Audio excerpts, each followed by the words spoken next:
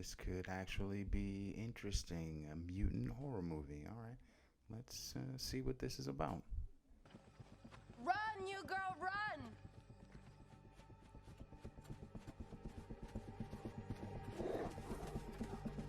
Faster!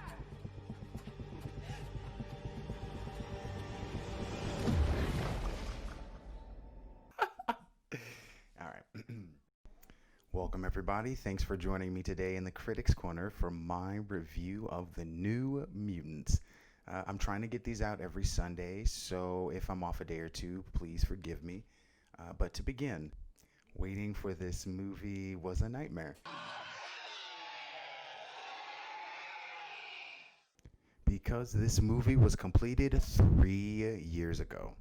Due to issues with scripting, promotion, then Fox being sold to Disney, then, of course, the beer bug, then competing with other movies, The New Mutants became a joke within a joke, depicting just how skittish movie executives and unfortunate timing can kill even the most expectant of movies, starring these people. The New Mutants was supposed to be a fresh take on an oversaturated genre. Meant to, in fact, be a horror movie with mutant elements, The New Mutants ended up being, well, you'll see.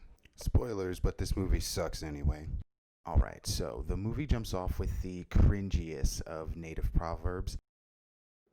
There's an old Native American proverb that says, "Inside every person there are two bears, forever locked in combat for your soul.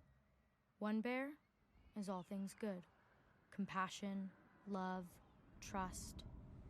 The other is all things evil, fear, shame, and self-destruction."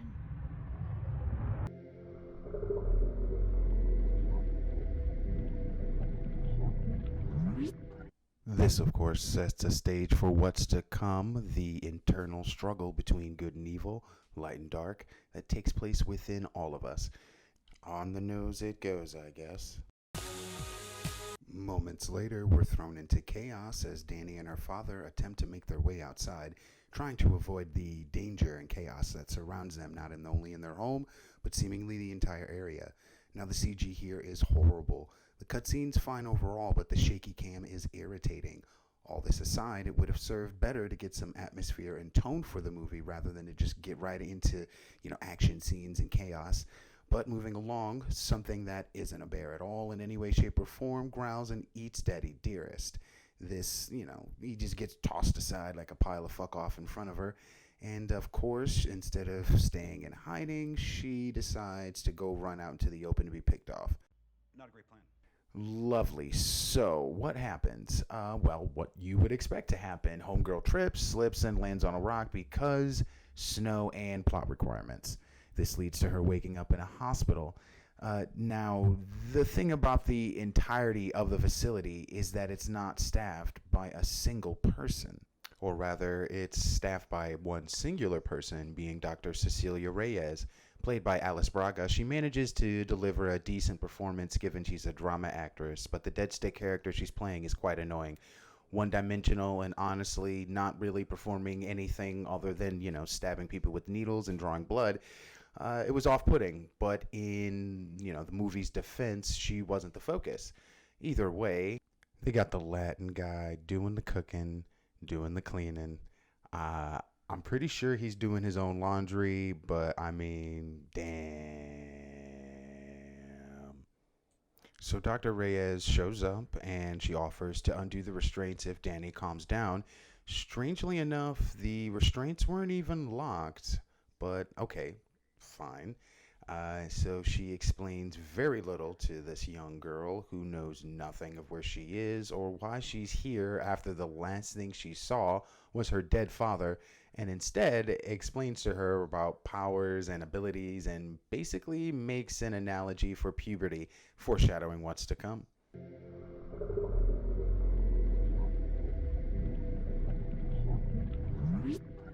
Now, are you noticing what's happening here? There's a rush to set up abilities, mutants, but very little emotion of connective tissue or character building. True, now it's the beginning of the movie, but it's not exactly a great way to start, especially since this wasn't supposed to be a standalone film, but part of an interwoven universe and, something to tie into, Logan and the MCU. So let's give it a chance, right? So the doctor explains that it was a tornado that they were running from, which, they would have been warned about, but because the plot requires stupidity, boom, Danny is in like Flynn. We then get to see the rest of the cast for the first time, which includes Roberto, the rich housemaid fuckboy, and Ilyana, your overly pretentious, resident racist Russian reject with an ear-raping accent. It's a cage. And now you're trapped in it forever. Sam, who doesn't know whether to Kentucky fry his accent or just sit quietly and brood. Guess which he chooses. Every time your shirt gets dirty, you just throw it away. And finally, Ron, Rain, whatever, semi-Scottish, somewhat Irish, Arya Stark Light. Like, the most fear I'd felt my whole life. I went to Reverend Craig to see if he could pray it out of me. He asked me to show him, so... All right. More introductory banter occurs between the Russian racist, which will be called Anastasia racist from this point forward, because Russian racist is too difficult to say. But here's where we find out she's a racist. Don't know how to grow weed, do you? No. What kind of Indian are you? Wasn't actually asking. Plus, we find out why they have no guards when Anastasia racist gets Danny to do this. All right. So afterwards, a justifiably frustrated Danny goes to the chapel nearby and attempts to commit suicide. Question mark. The movie's tone is peculiar at best, especially when it tries to reach out for emotional depth of some kind. We don't know who these folks are. We have no reason to be connected or feel anything for them, and the movie seems reluctant to tell us or give us a reason. And now we're supposed to care that this obviously gullible whoever is thinking about a good long leap? Okay, for sure. I've heard worse excuses to drink. So Rom Rain Area Light comes out and they have a heart-to-heart, so we know that's where they're going. Moments like these are actually kind of required to give characters some sort of emotional range and depth, and like I just mentioned previously, even though the situation is pretty random and kind of extreme 0 to 100. But what gets it for me is after she coaxes Danny down, Ron Rain Area Light makes a comment, something along the lines of, What do I know? Maybe we both should have jumped.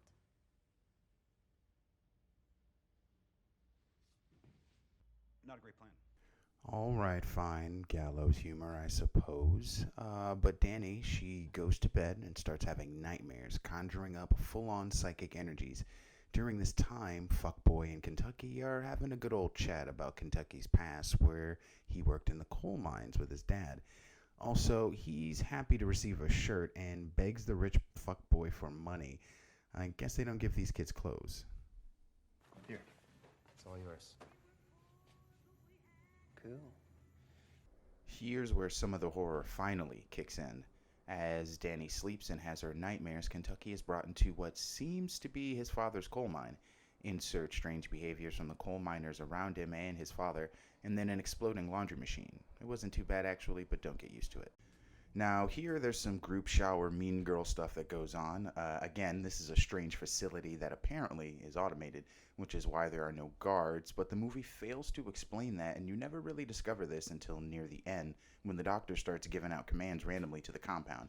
Now Ron, Rain, Arya, Light, and Danny make googly eyes at each other naturally, and that of course conveys future bonage. Not a great plan. Now here they attempt to learn control by saying control over and over and over. Not a great plan. And then Anastasia Racist spews some more hate before bullying Danny and deciding to upgrade to murder.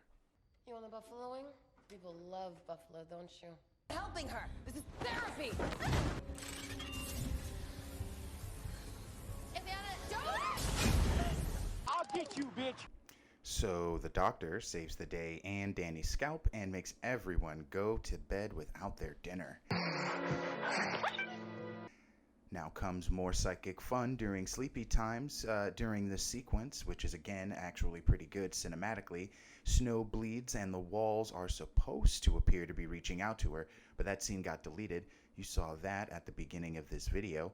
For some reason, the horror elements were toned down and the young adult themes increased, and the mutant aspect almost entirely disappeared. The scene is brief, and to conclude it, Danny stands covered in her own blood, I think. The obvious imagery is, well, obvious. Danny?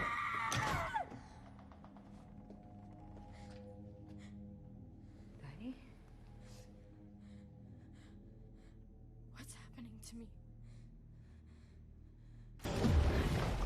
So this is where editing issues come into play. I'm very curious why the scene in which Dr. Reyes reassures Danny she's a doctor isn't placed sooner within the movie. I understand the things they're referencing to in the sequence in which they happen, but under the context and all that's occurred, I mean, I didn't think Danny was slow, but who knows? Not a great plan. Another example of this is how Ron Rain Area Light experiences a psychic aberration after Danny is awake, breaking the chain of understanding that these aberrations only occurred during Danny's nightmares. Makes no sense. Not a great plan. We are then introduced to the attic where the kids keep a polygraph machine for kicks. I'm sure you know how that goes, whether for scientific study or just to have a good time. You always want to have your polygraph on hand. Not a great plan. The only other bits of information that are worthwhile here are Kentucky's backstory, which is surprisingly tense. He accidentally killed his father and other workers in a coal mining accident. And Anastasia Racist murdered a bunch of guys and nearly orgasms talking about it. Yes, I killed 18 men. One by one. No, the bubbles aren't in the movie, man. I'm trying to avoid a copyright strike. Of course, Doc has set all of this up to observe them. We see her watching on the monitors, and that's it. So Anastasia Racist spikes the Doc's tea, and the kids go on an adventure. Wait.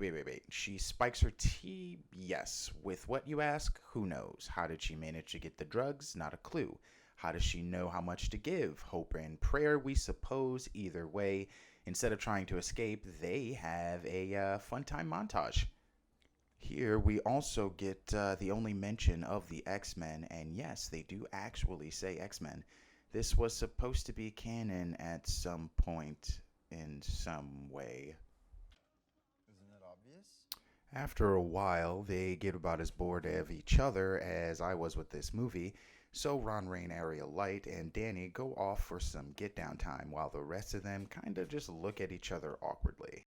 And so, while we get to sit through an unabashedly juvenile scene of these two ladies plugging away at platitudes before finally kissing, to really great music, I actually might add, we also get to see Fuckboy and the Racist finally get to the nasty, sort of, kind of.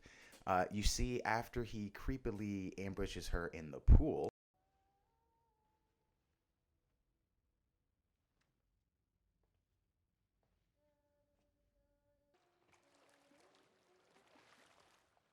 Sorry, I thought I heard you. Want company? she actually invites him in and is really accommodating to his performance issues. I can't. I just need a second to cool down. But this broad blips out right after saying no problem, leaving our guy high and dry. Perhaps that's probably why this happened then.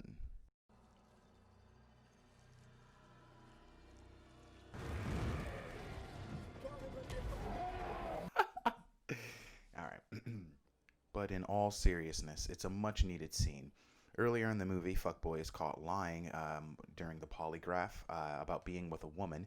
He's unable to because he, quote-unquote, gets too hot.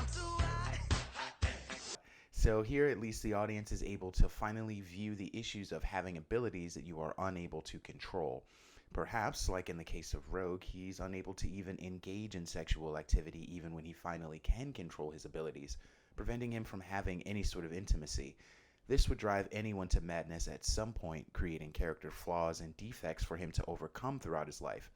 The racist even shows a bit of humanity too, as well, finally letting the desperate guy in after who knows how long of denial. Although, I don't think this is the burn he meant to avoid. Thankfully, though, the plot requires the Doctor to come in and speed off to rescue him by pushing him into the pool, because apparently merely using his power hurts, or at least we're led to believe that because he's having a full-on rage episode with himself. Neat. So now the kids are not alright. They're freaking out. They're cursing at their elders. Oh no, Anastasia racist talks about murdering some more people, and she gets the lockdown, because that's what the fuck would happen. It's really about the only plausible thing that's happened in the last 30 minutes I've seen of this movie. And now we come to the finale, finally. The Doctor drugs Danny. There's a lot of that going on. Probably shouldn't drug the girl with uncontrollable psychic abilities. Not a great plan. So she attempts to get Danny to recall the events of the beginning of the movie, acknowledging that it wasn't a tornado that destroyed her reservation and tribe. This leads to her having visions of vague connective tissue in the form of footage from Logan. Again, Mr. Sinister, or Daniel Essex, CEO of Essex Corporation, was supposed to be the next bad guy for the Fox-related X-Men franchise. He also ran the facility in the Logan movie in the future, which kind of messes up the timeline as far as the Fox franchise goes, because New Mutants takes place probably some 20 years in the past. But with all this connective tissue and planning, allegedly, they didn't really account for, well, bankruptcy. Not a great plan. Everyone is now experiencing full-on psychic attacks. Ron Rain Aria Light gets tramp-stamped by a priest, and Anastasia Racist gets some smiley-faced graffiti shit, leading her to figure out that it's Danny causing the attacks. She attempts to kill her again, and is yet again dragged off to her room. Not a great plan. Danny brings a peace offering in the form of Lockheed, the puppet dragon. Don't ask. They chat about why Anastasia is so racist. Apparently, smiley-faced gobblygoons locked her up and did God knows what. In doing that, however, she was able to develop her abilities, so win-win? Not a great plan. Now, Dr. Reyes is given the kill order by her superior, which she pretty handily accepts. Meanwhile, Danny hatches up the idea of letting the Doctor drug her again so she can have more visions and see more of whatever nefarious evil doings the Doctor's up to. Ron Rain Area Light attempts to accompany her, but is shooed off. Things are gonna go well for sure. Not a great plan. So the kids watch Buffy the Vampire Slayer on what looks to be like a TV VCR combo. Don't ask. The Doctor gives a speech about euthanizing a pet as a kid. We know how this goes. Every cliched movie of cliche possesses this cliche of cliches. She begins to gas Danny and inject some sort of green liquid into her IV. Why? Who knows? I guess putting her to sleep with an overdosing of nitrous isn't good enough. Not a doctor, but again, who knows? And then there was this. So, as the psychic attacks continue, the audience meets the smiley face gobblers, the thing that apparently raised or raped a child until a teenager. How? They have no eyes. They seemingly want to consume her face. Do they communicate at all? Are they telepathic? How do they feed her? Do they go to the bathroom? What do they want? They don't even bleed or die when they explode. Who fucking knows? Not a great plan. So, from here it just kind of implodes massively. Fuckboy gets attacked from behind. Boom. Smiley face gobblers chase Kentucky and the racist until she ditches him and he has to cannonball them to death. Boom.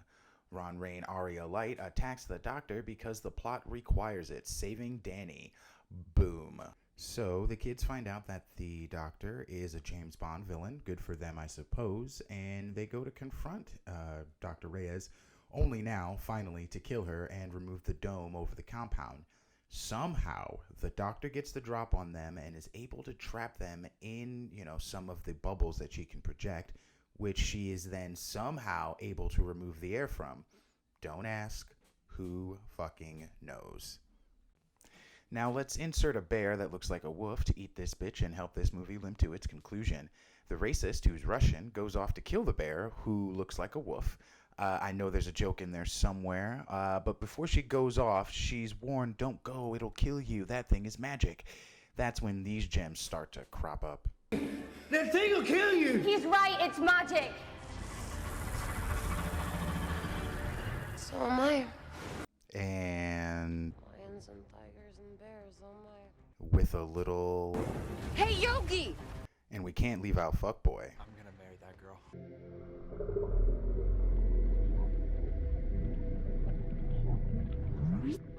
See, the bear, which is manifested by Danny, is trying to eat her because Danny's ability is to manifest one's deepest fear in a psychic projection to attack you with. Unfortunately, she doesn't know how to control it, and as children are impressionable, the fucking story she was told as a child helped to shape her frame of thought about her own fear. But instead of giving her tools to conquer that fear, she ended up being afraid of it.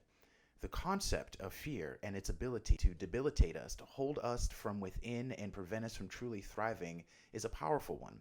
How, in order to conquer our fear, we must first embrace its presence, acknowledging that it is only when we understand and face what we fear can we truly find out who it is we wish to become.